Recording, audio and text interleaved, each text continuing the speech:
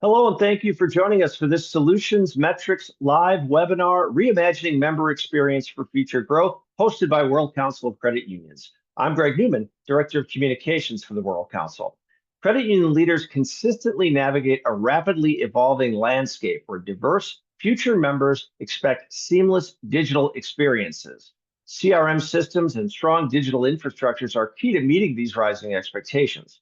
Today's webinar will feature presentations from Wendy Albers, Senior Vice President of Member Experience at Generations Federal Credit Union, and Steve Danishevsky, Senior Program Success Manager at Solutions Metrix. Wendy and Steve will share actionable insights and practical strategies today on unprecedented member engagement through digital evolution. And I want to know, both of them want to hear from you. If you have any questions that come to your mind throughout today's presentation, use the Q&A button at the bottom of your screen and type them in there. Wendy and Steve will address them as they come up or at the end of the hour. We're actually going to start with a question we want you to answer first. That question, what is your biggest challenge in driving member engagement? What is your biggest challenge in driving member engagement? Wendy and Steve are here now. First of all, thank you for allowing us to host today, and I'll turn things over to both of you.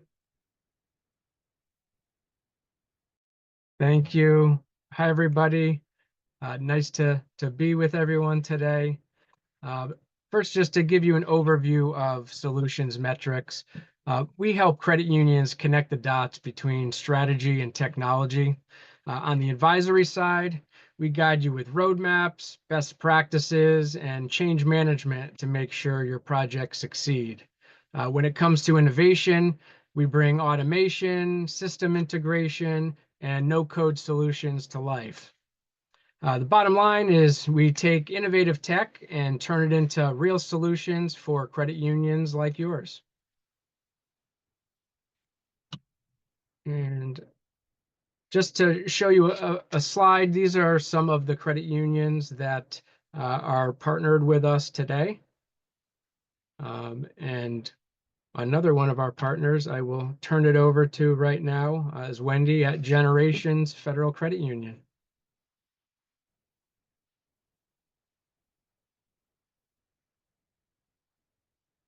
I was muted. So sorry, guys. How many of you have done that? Raise your hand in the chat. So happy to be with you guys today and talk to you about some of the journey that we have been on here at Generations Credit Union, both in lessons learned and preparations and practical tips that you can do to help you along in your member experience journey. We did have a question, and I don't think we adequately gave you instruction on what to do there. So I want to pause for a minute and ask you, what has been your biggest challenge in creating a great member experience? We'd love to see those answers in the chat, because one thing we want to do is keep things kind of fluid today and answer the things that might be heavy on your minds and providing you the most challenges. So we'll be keeping an eye on that for those answers. But meanwhile, I'll tell you a little bit about Generations, just for context. We are celebrating our 85th anniversary this year. We actually were founded in the basement of a fire department here in San Antonio, Texas in 1940. A group of firefighters came together and each contributed $10 to start up a credit union so that they could serve firefighters in their financial needs. Of course, since then, we have later expanded to include anyone who lives, works, worships, or volunteers in our county and surrounding counties, just to make sure that we are delivering those services to anyone that might need them, really drawing on that founding mission for credit unions as enacted by Congress many years ago, and that was to serve people of modest means. And I think many of you can probably relate to that. Credit unions are very mission driven, and so we want to make sure that we are providing solutions that help add value to people's lives, just like anyone else could get through traditional banking or other financial institutions. With that, I'll see if we have any answers to our question. Oh, here's a good one. Lack of technology and automation. Oh yeah, that's a common one. Going through a full digital transformation, a bit late to the game, us too. Our current processes are manual. Members must visit the branch to close their loan or open their account. Yeah, you are not alone. Good evening from Kenya, New Jersey, Cayman Islands. How about you Yeah, we trade have places with me? people from all over the place. Yeah. Wow. All right. Well, that was a good place to start. So why the rebrand? I talked a little bit about it. Our core membership today still remains our city fire and police employees. That's who we were founded to serve, and we still consider them a core part of our membership, and we devote a lot of time and effort to making sure we're meeting those folks' needs. But at the same time, you know, like all of you, I'm sure, we need to grow. We need to grow to sustain our operations and also to be able to deliver those services to other folks in the area. Again, particularly folks of modest means, in keeping with the credit union's founded mission as enacted by Congress in 1935. And so to do that, we thought we might want a name that better captured that idea. And so Generations not only speaks to the generations of first responders that we've served, but also generations of other San Antonians and residents of South Central Texas. We really do want to be the financial institution of choice, adding value to the lives of people and their families for generations to come. And so that was kind of a turning point in our journey, if you will, toward this member experience work we've been doing. Right. And to me, so a successful rebrand isn't just about a new name or a logo. It's about making sure your credit union truly connects with your members. And that starts with understanding what they need and expect from you. And it also means embracing a digital first mindset. So whether your members are online or on their mobile device or they're walking into a branch, they're getting a seamless experience. And finally, leveraging CRM and AI really helps you personalize your interactions and build those long-term relationships and build loyalty. Because at the end of the day, a rebrand should show where your credit union is headed and how you're evolving to serve your members better. And I saw another comment in the chat. It's keeping up with our consumers' expectations for convenience, digital experience, no online process for opening checking accounts, balancing convenience with fraud mitigation. So again, technology, especially moving forward, technology is critical in keeping up with expectations. So again, no matter how we're interacting with those members, we want them to have a good experience. Keep them banking with your credit union. Other comments, let's see. I did it again, guys. Don't kick me out of the room, okay? For my mute button. I was saying that I really liked what Matt Lehman, I hope I pronounced that correctly, ended his comment with about balancing convenience with fraud mitigation. As small to medium-sized credit unions, we don't always have the deep pockets that the larger operations have, the national names in banking and financial institutions.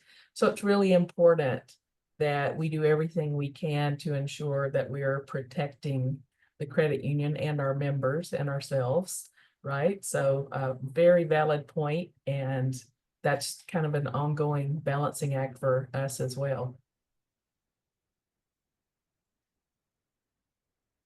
Any other questions, comments? Okay. Again, we want this to be interactive, so feel free at any time, ask us a question, share your thoughts. One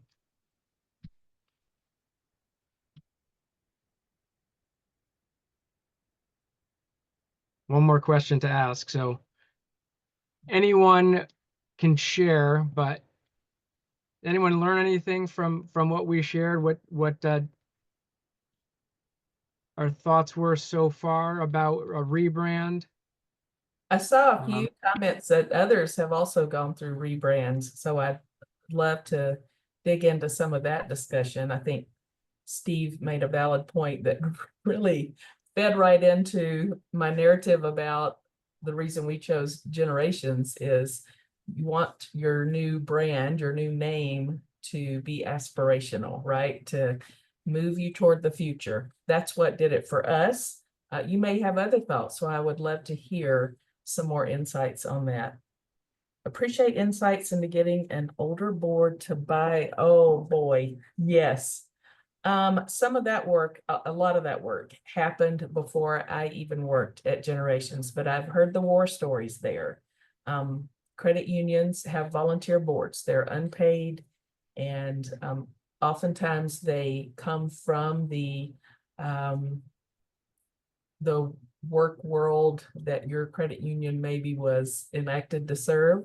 So they don't always have expertise on banking or customer experience, member experience, other business disciplines. So a lot of education. So with our board, what I heard was they really had to take them through a journey of understanding, sharing a lot of statistics about where the world of banking was going, what was going to be important to future generations, and understanding particularly what's important to Gen Y, Gen Z, future generations. So some of it you have to be able to predict a little bit, but I know there's lots of information out there too that you can draw on to help you paint that picture of what happens when you become stagnant.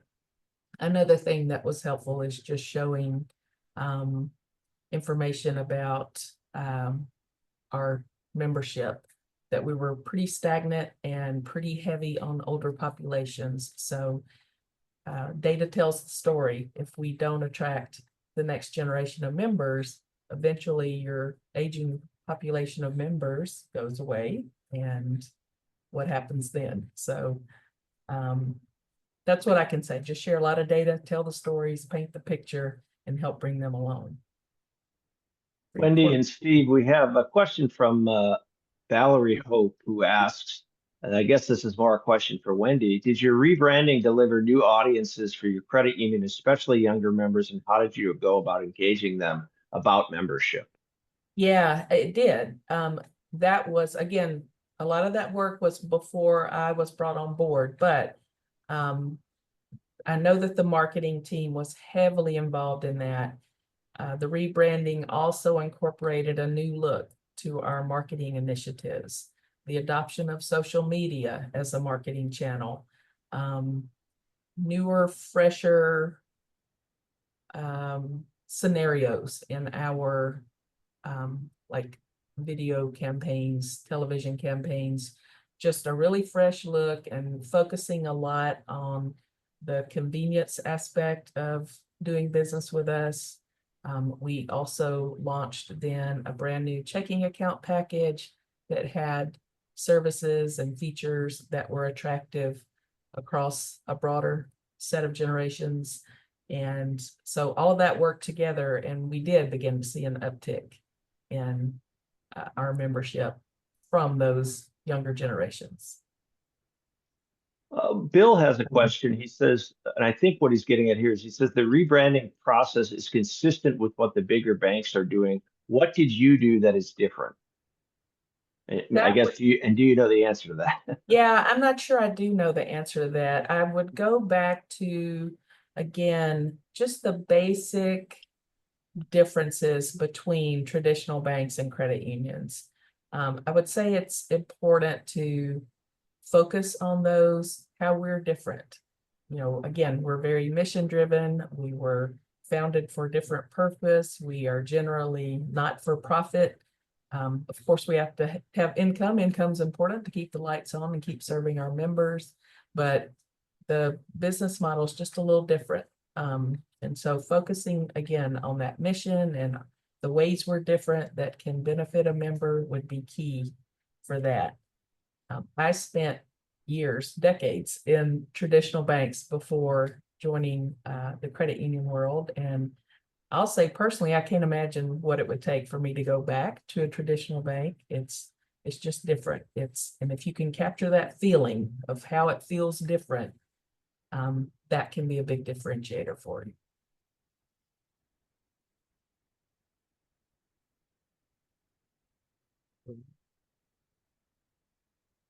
Any other questions? Looking, I don't. Yeah. Yeah, okay. So moving on to talking more about member experience. I don't know, Wendy, if you want to kick this one off. Talk Sure. about some We had a lot of challenges. We put 3 of the primary challenges, but we could talk all day about other challenges that we have faced and still face to some degree. In full transparency, we're still midstream on this. It's not a sprint, it's a marathon, this journey toward true member engagement and an excellent, seamless member experience. So the first things we had to tackle, though, as a priority were the data silos and fragmented systems. Again, when you're a smaller organization, you can't afford to have on-prem solutions that you build and maintain yourself. You rely on vendors to provide a lot of those solutions. But then what happens is oftentimes those solutions don't speak to each other. And so people may be working in one platform to conduct one type of member interaction or problem solve, whatever the case may be, and then a different platform for account opening and a different platform for solving service requests. And so you have this fragmentation, and you can't really know what's going on from one to the other easily. Second, manual processes, slowed delivery and approvals. Again, I'm sure you can relate to this. And in fact, I'd love to hear examples of that in the chat from your own experience, where the more you rely on human intervention to solve things, the more likely it is for that experience to be fragmented instead of seamless across all channels. So we wanted to create some automated workflows and streamline that as much as possible. And then again, the future generations of our members have higher expectations. Convenience is key. Personalization is key. Feeling like we understand them, whether they directly talk to us or not, there's a sense of them wanting us to provide solutions that feel personalized to them. And so that requires a lot of these solutions that a CRM can provide by unified data platforms where everyone can see the same set of information. They can see all the member engagements that occur in real time. Having those personalized strategies so that we can be more targeted and personal to the member that we're engaging with. And then that automation, building in workflows and optimizations where we can to deliver that more seamless service experience with us. For sure. The only thing I would add is, at the end of the day, it's really moving from those outdated processes to a smarter, more connected way to serve your members. And CRM definitely will help with that. And again, to get to understand your members, know what their needs are, and the best way to engage with them. That's kind of the way to succeed and keep your members happy and make sure that they not only stay with you, but they expand their relationships with you as well.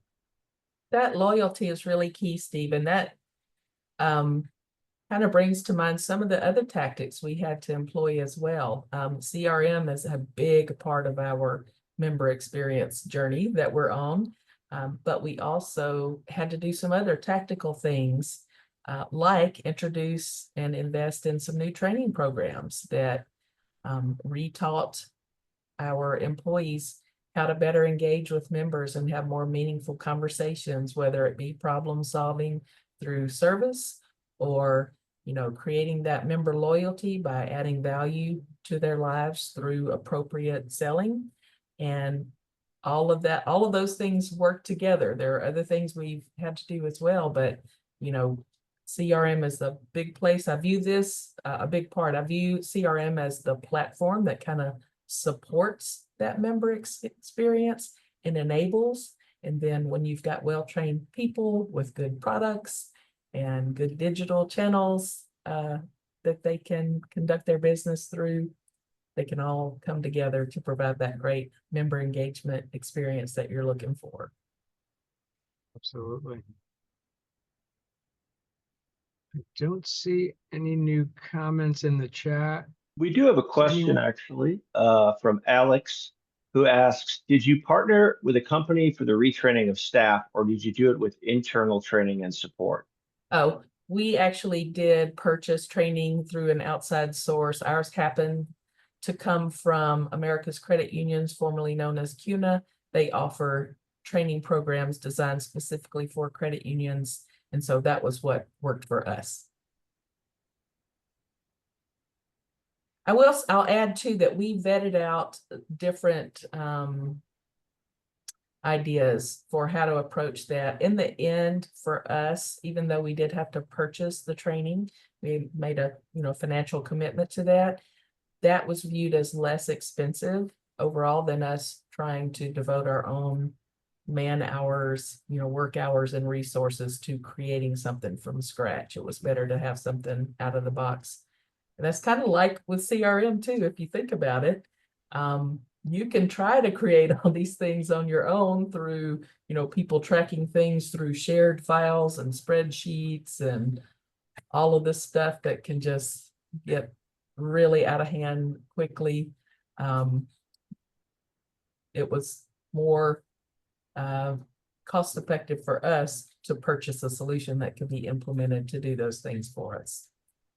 Wendy, I'll ask a question, since this is something that we've done in the last few years, is going through a CRM changeover. How long did it take you to select your out-of-the-box CRM solution? Because there's so many out there that they all do different things. There's a lot, and I want to be clear. I'm not here to endorse any particular solution, because the truth is there are lots of solutions and platforms available to you. We vetted out several of them for us because we had never had a CRM platform before and had very limited expertise. Just a handful of us had ever worked in CRM platforms before. We knew we had a steep learning curve, so we were going to need a solution that met us there at ground level and could allow us to learn the ropes and become accustomed and go through all that change management to adopt a CRM system. And so we chose one that was highly customizable and frankly less expensive than some of the larger platforms that you might hear of, like Salesforce is very popular, HubSpot, Microsoft Dynamics. Those are huge popular platforms for good reason. They might work for some of you, but I would say be very clear about where you are in your expertise and what you're willing to devote to learn it. Be clear about your understanding of what it takes to maintain it on your end once you implement it, and that'll help drive you toward the solution that's right for you. That's great advice, and I know from our own process here that that those are all things everyone should consider, certainly going forward, especially if you've never done that process before. So I'm glad we were able to have you give that advice. No other questions for right now. Okay.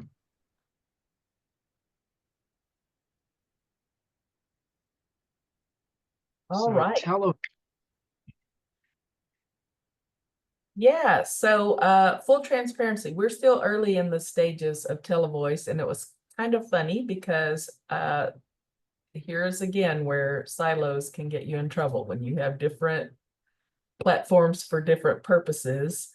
Televoice is a telephony system that does use AI to help first authenticate members when they call in, and will eventually provide some assistance to members and help route them correctly based on some voice responses that they get over the phone. Pretty hyper personalized. We are still implementing that. We're not fully optimized yet, but already we see some benefit to, again, that automatic member authentication. It saves lots of time on the back end. Sometimes a member doesn't even have to talk to a representative. Sometimes AI will be able to answer their questions for them, and it's in a very natural way. It feels natural. It's not one of those press 1 for this, press 2 for that. It's very conversational, which we think provides a much more personalized, seamless experience for folks calling into our member service center, our call center. But early days still. Yeah. Does anyone else out there have any experience with this technology?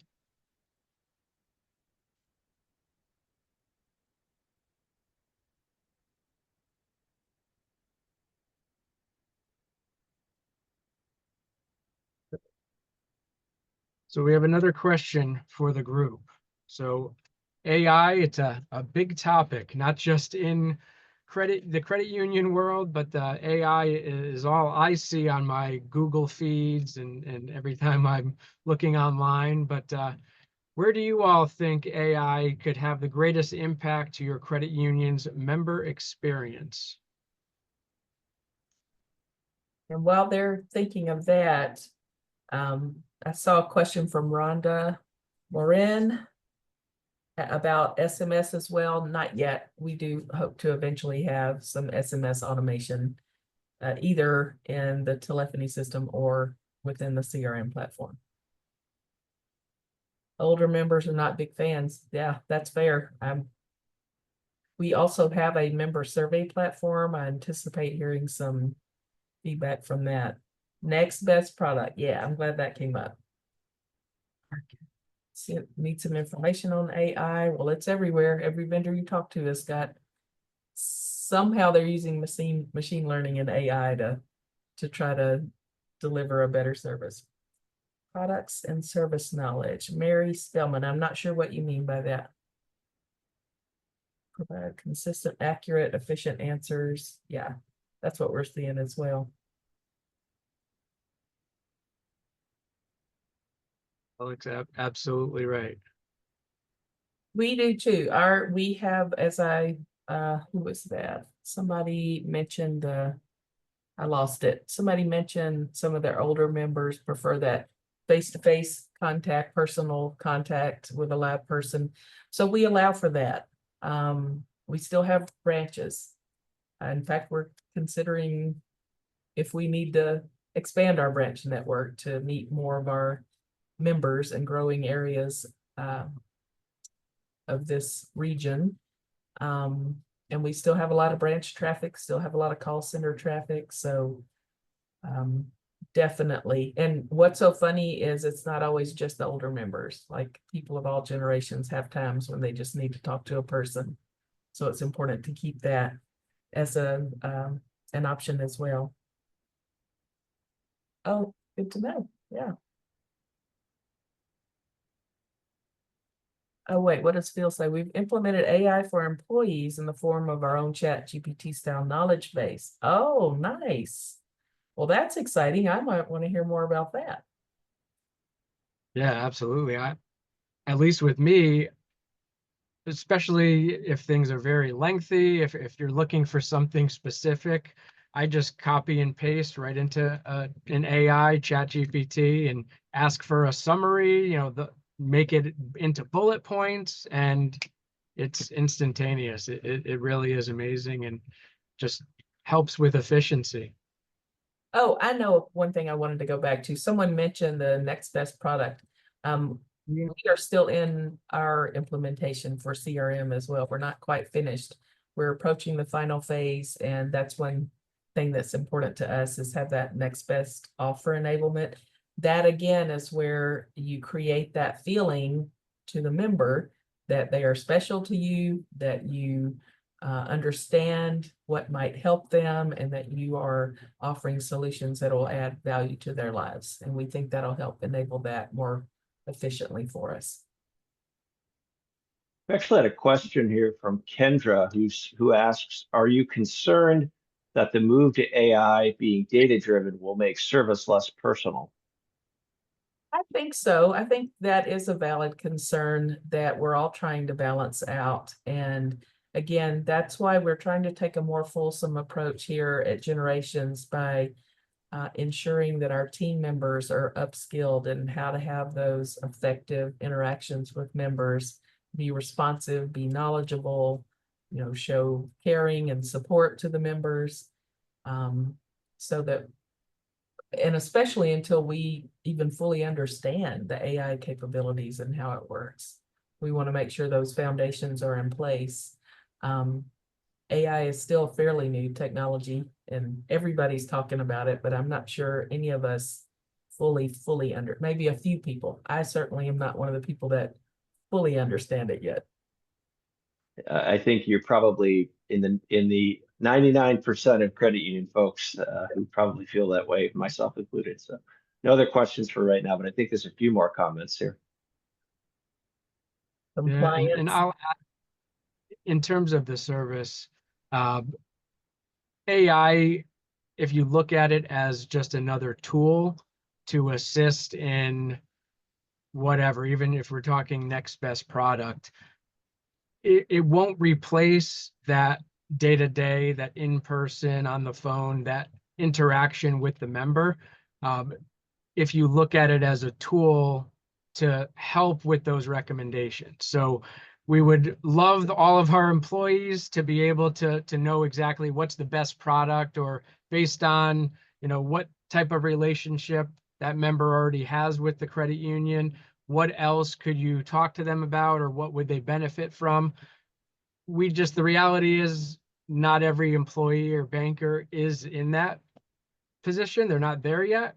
But by using AI to assist with that, it should hopefully lead to a better member experience, because now your employees will be able to present them with a more meaningful to them, a more meaningful, not that we want to talk about sales, but a cross-sell opportunity, additional products or services that would be beneficial to them, and not just what makes more sense to the credit union. So utilizing AI for those types of recommendations not only will assist in making your employees more knowledgeable, but also helping them, with their training and their development as well, utilizing that as a tool to make their job easier. I would definitely agree with that. And I think you almost said it. It just enables them to make a quicker, meaningful offer or response to a need. But like Eflin says, we're learning as we go. I agree with you. We are aligned on that. Phil Fowler, another comment. Boy, that's exciting, Phil. Like, I'm not even dreaming of that yet. But if you find it, I'd love to hear more. That's pretty exciting. And again, that's a way to differentiate from your competitors. This is a pretty unique offering that you can hopefully make to members and prospective members. Another question has come in from Courtney. She asks, what are the possible negative side effects you have experienced or predict could happen with the aid of AI tech that we should be aware of as our credit unions begin to implement AI more and more? A little bit tied into that last question we had as well. Yeah, I wish I could predict everything to be on the lookout for it.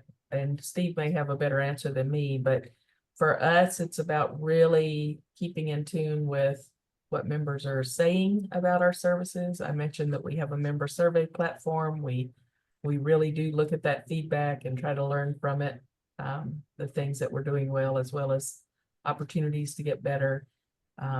We involve our risk management team in any new platforms or I don't even know what to call it, capabilities that we offer. They have to vet the risk for those as well. I think you just have to be careful and pay attention and learn as much as you can, just like we're all trying to do it. Learning as we go, like Eflin says. Yeah, absolutely. And what I would say as well, AI, especially in the beginning, because it's something new and it relies on the data that it has access to give the best recommendations.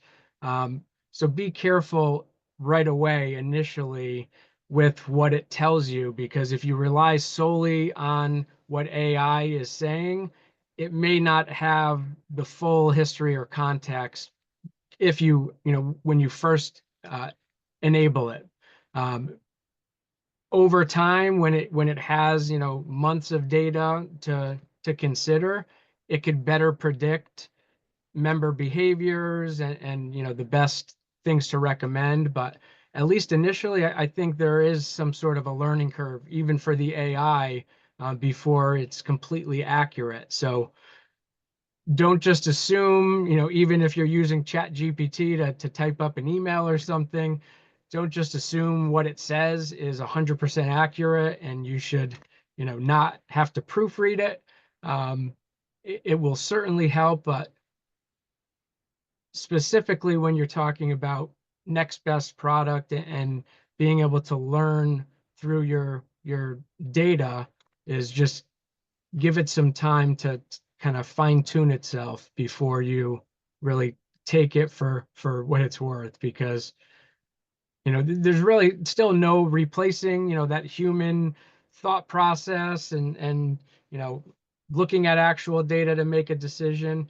Again, AI will make that process a lot quicker and point out things that you may have missed, but it still does take some time for it to learn and for you guys to utilize its capabilities to meet your needs and what your goals are. Good points. And I realized I reacted to Phil's comment without explaining what he said. I got all excited about it, but they're looking at an AI solution that assesses member accounts across any institution they might do business with and help create budgets and pay down high cost loans, build savings, all of that. This AI enabled app would do for them, which sounds like a game changer anyway. Okay. Move on. Let's talk about member retention and growth.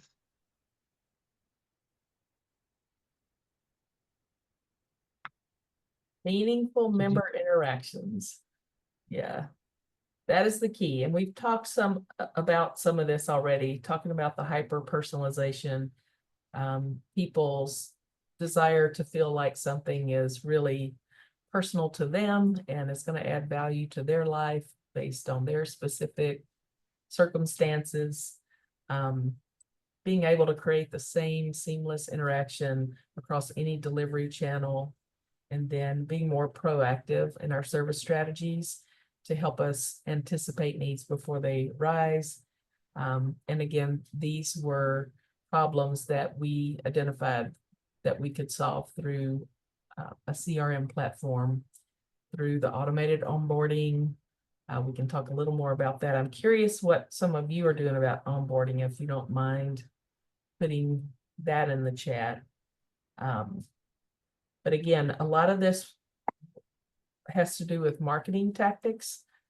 What touch points need to exist throughout the life cycle of the member relationship. How do our teams get better insights on how to provide better service? All of these things were enabled through implementing a CRM platform. But one of the key takeaways for us was the lift that we could get from onboarding. So in the past, we had separate onboarding strategies and they did not necessarily align. Marketing team would send specific contacts through email and other channels to members based on what point they were in their relationship and on what services they already had with us. Meanwhile, we had kind of a disjointed welcoming experience from our personnel for when, after an account was opened,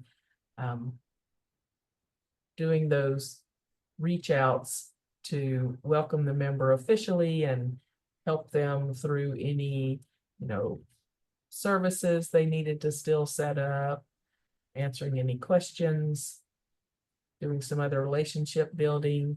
And that was a little disjointed, and it was especially disjointed if the member happened to open their account online instead of in person. We learned that no one was reaching out and providing that personal welcome to the members. We were just doing the fulfillment activities like signature cards and verifications and ID checks and those kinds of things. So by optimizing that through a CRM platform, it becomes automated, and then we can be sure that people are getting that welcome, as well as specific outreach through our marketing team, and those things dovetail together nicely to make sure the member is adequately welcomed, but not bombarded with too much attention from us in those early days. So I'm going to stop there and read a couple of comments. Sorry if this has been mentioned. Be sure you're not inputting member or see proprietary into public chat environments. Good tip. Yes, thank you. Bill is implementing digital onboarding. Yep. Depending on what the member opened, we'll take them through various member journeys to get them. Yes, that's exactly what I'm describing. So that's the workflow we're building, in process of building right now, in fact. And again, dovetailing that into the personal outreach by a member of our team to make sure that they're spaced out correctly and people aren't getting an email and one day and a phone call the next day. And you know what that's like to have the company go overboard, but we don't want to go underboard either. We want it to be just right. So that's what we're working on and testing out, and hoping that that enhances that long-term member loyalty, which is crucial to establish in the first, 90 to 180 days of the relationship. Absolutely. One thing I'll add when it comes to loyalty and specific to credit unions, I mean, when we think about just comparing credit unions and banks, a lot of people associate banks with, it's all about making shareholders happy and, offering additional products and opening different accounts. So it's about, that the sales piece and, being more aggressive in terms of cross-selling different products and services to make the bank more money. But when we think about credit unions, it's more of a focus on, the relationship, what's best for the member. But what I would say is, I think sometimes offering additional products and services to your members lets them know not only that, they feel like them, you're making recommendations based on their needs, when they need something, providing them with that value. So making those recommendations for additional products and services, or, being able to make a recommendation to benefit them, that's what will help them stick around, be loyal to you. If they need to do some home improvements, they're going to look to you first when they need a loan, a home improvement loan.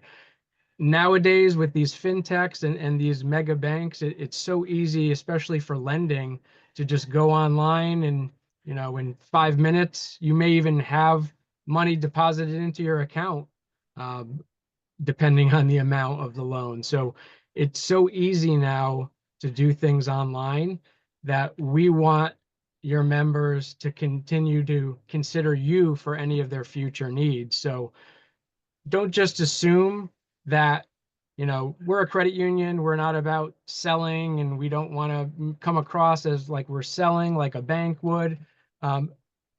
Don't be afraid to make recommendations, because your members do need these other products and services. A lot of times they may not realize that you can help them with that. So being proactive, identifying some additional needs and presenting them in a nice way will definitely build that loyalty, and they'll stick around a lot longer. That is so true, Steve. I'm really glad that you explained it that way. That is something that that quickly was apparent when I first went to work for a credit union. Is there was a lot of fear and negative connotation around the word sales. So the way we have approached that is really what Steve is describing. And you might have heard me reference it earlier.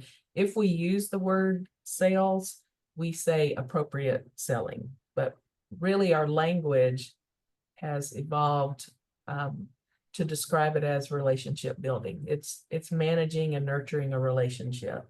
And it's by making appropriate offers that the member may not know that we even have. They may not understand all of our products and services. That's our job, to help educate them on things that would be helpful to them. And why not?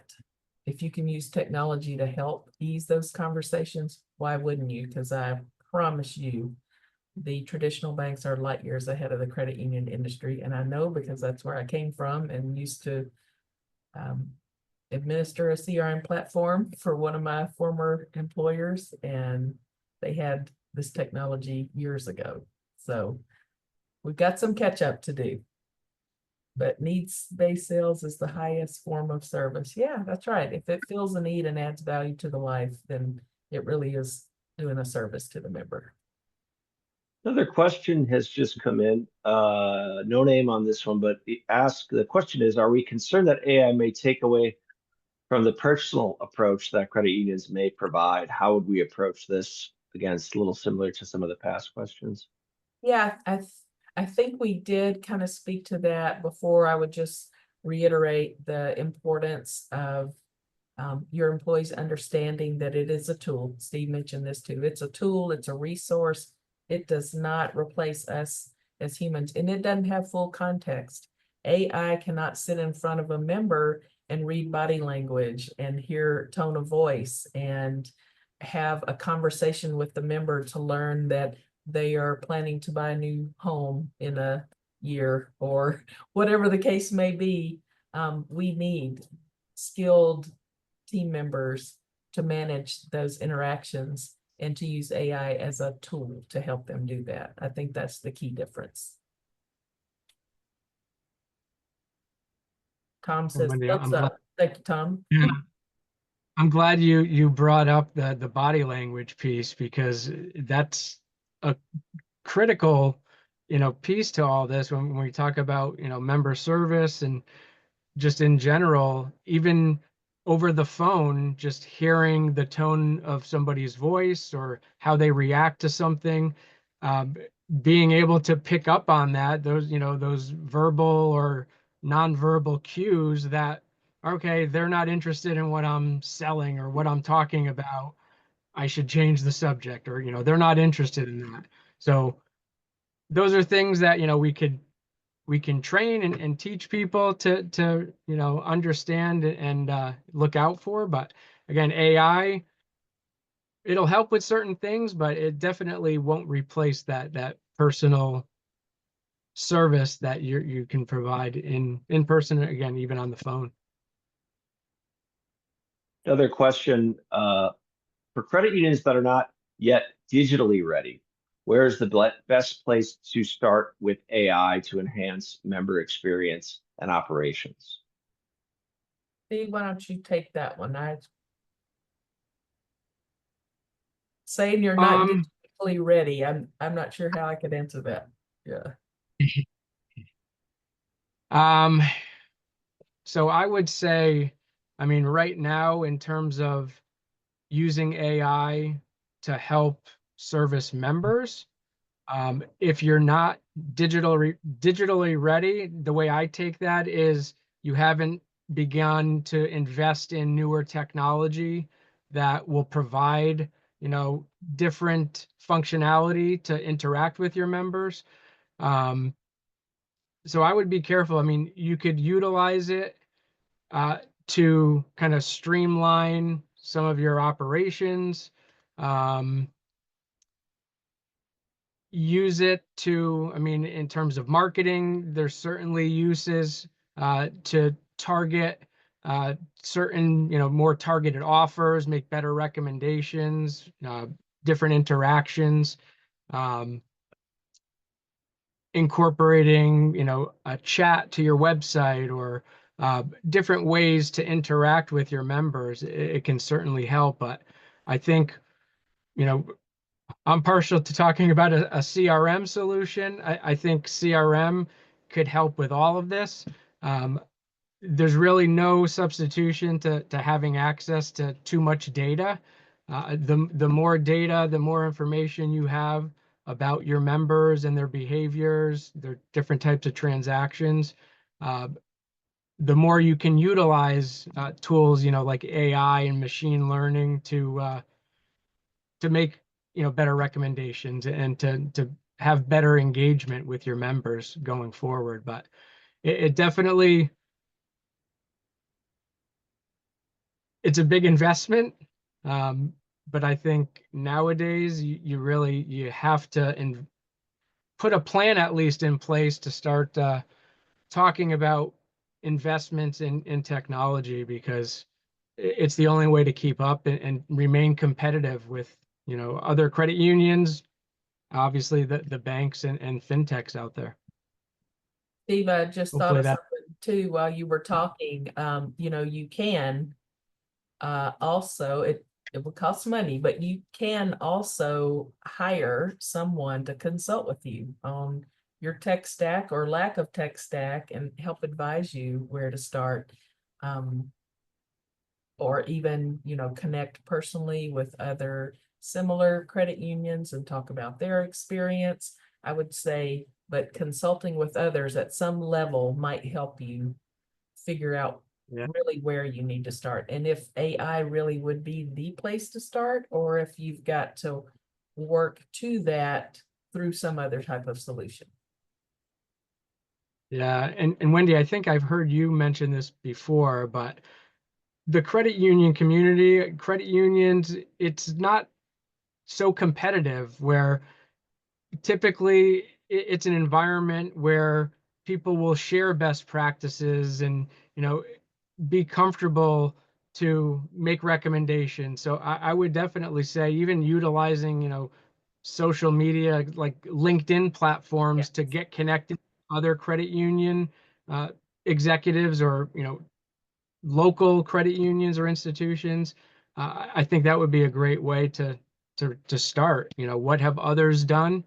You don't need to reinvent the wheel. Somebody has probably already done what you're looking into. So asking for help would definitely be the first step. And for the most part, it may not even cost you anything to get some recommendations. It's so true. I can't tell you how many times I called on peers, both locally and in other parts of the country, at other credit unions to help us think through problems we were trying to solve. And it was invaluable to get that advice. Just to note, we've got about 6 minutes left Okay. in the hour. Thanks. Yeah, I just noticed that as well. So we do have another question we wanted to ask the group.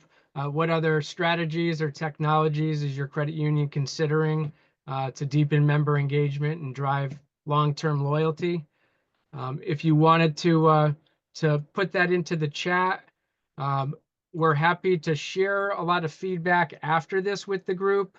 So if there's any outstanding comments, questions that we didn't get to address, we're happy to follow up outside of this and also share a recording of this presentation that you can go through again. So think about that while I move on to our last section, talking about the impact and looking ahead for future growth. Yeah, so this one, I think we can talk through fairly quickly. The results that we have been looking for through a CRM implementation are exactly what you see here, just that enhanced engagement. We want things to be user-friendly. We want that seamless service regardless of channel, streamlining some of our operations workflows, getting that better collaboration because all team members can view the same data set. You've got one version of the truth, and you can also see any interaction a member has had across any line of business within your organization. We are still working to implement how we monitor our cross-sell performance, but that's going to be a key metric for us coming up, is just seeing how deeply we're penetrating the wallet share, if you will, and getting that expansion of the member relationship that leads to loyalty and, of course, increased retention. Again, all about member loyalty, long-term relationships that add value to their lives. And some of the tactics that we anticipate would be some machine learning integration, AI personalization through the onboarding and next best offers. We talked a little bit about our telephony system and some chatbot enhancements we're anticipating there. And then additional process automation as we fully implement and get the platform up and running, just creating that future state roadmap of problems we want to keep working to solve through our CRM platform. Yeah, the only thing I'll add to that is, I mean, the bottom line is technology will help you with everything, you know, from your day-to-day function. It's the enabler, but your goal is going to stay the same, which is, you know, you still want to have that human interaction, you know, making banking more human, and it's about adding more value to your members. And that's the bottom line. Technology, CRM will help you, but it's your goals are still the same. It's just utilizing technology to provide more value to your members and provide them better service. And thanks to those of you who are putting some suggestions in the chat. We love best practice sharing and information sharing. So thank you for adding those. Amy, Ron, Bill, yeah. All right. Any questions? So these are, I think, some final questions. I'm not sure, Steve, if I know we are out of time pretty much for today, but is there, or maybe this is a question for Gary, is there a way that people can provide feedback or additional questions based on these prompts here?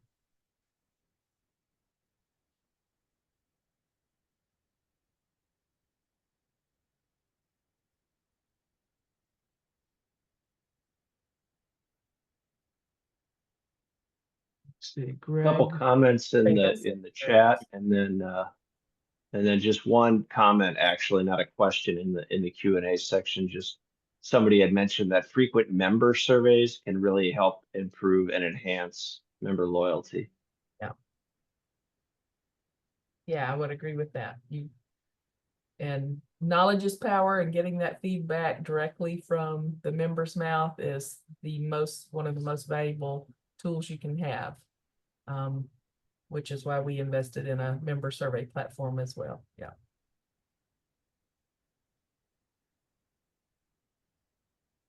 Well, yeah, Greg, go ahead. Back to you. Sorry. No, that's quite all right. We've reached the top of the hour here, so I just wanted to let folks know that there will be a recording of this video of this session available on the World Council YouTube channel. Very easy to get to. It's just youtube.com/WOCCU, and I think my fine coworker, there it is, Cassie has put it up on the screen there. So it's youtube.com/WOCCU, and that should be available later today, certainly by tomorrow. We'll have the recording of this up. So thank you both so much for choosing World Council to talk about some of these solutions. I think a lot of people you kept the audience throughout, so that always tells me that you had people very interested in what you were talking about. My pleasure. We're in this together, and if I can ever help anyone, please reach out. Thank you both. Thanks for Thanks, joining us, Greg. everybody. See you next Bye-bye. time. Bye.